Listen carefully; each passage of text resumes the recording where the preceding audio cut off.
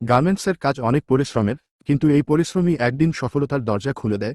প্রতিদিন একই কাজ মনে হতে পারে, কিন্তু প্রতিটা দিন নতুন শেখার সুযোগ। প্রতিটা সেলাই, প্রতিটা কাটিং তোমার হাতে তৈরি হয় যত্ন আর নিখুঁততা দিয়ে। মেশিন চালানোর সময় শুধু গতি নয়, দরকার মনোযোগ আর ভালোবাসা। যে নিজের কাজে মন দেয় সে কখনো পিছিয়ে থাকে না। এই কাজের মধ্যে লুকিয়ে আছে হাজারো মানুষের স্বপ্ন। তুমি যে পোশাক বানাও সেটা একদিন অন্য কারো মুখে হাসি ফোটাবে।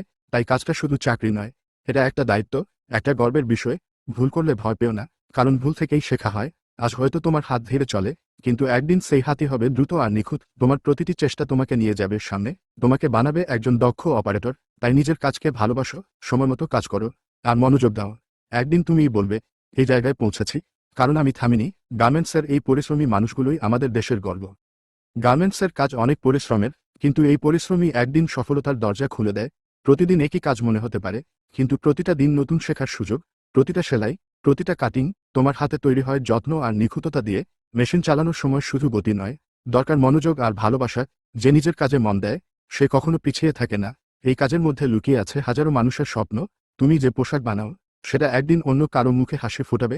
তাই কাজটা শুধু চাকরি নয়, এটা একটা দায়িত্ব, একটা গর্বের বিষয়। ভুল করলে ভয় পেও না, কারণ ভুল থেকেই শেখা হয়। আজ হয়তো তোমার হাত ধীরে চলে, কিন্তু একদিন সেই হাতই হবে দ্রুত আর নিখুঁত। তোমার প্রতিটি চেষ্টা তোমাকে নিয়ে যাবে সামনে, তোমাকে বানাবে একজন দক্ষ অপারেটর। তাই নিজের কাজকে ভালোবাসো, সময়মতো কাজ করো, আর মনোযোগ দাও। একদিন তুমিই বলবে, এই জায়গায় পৌঁছেছি কারণ আমি থামিনি।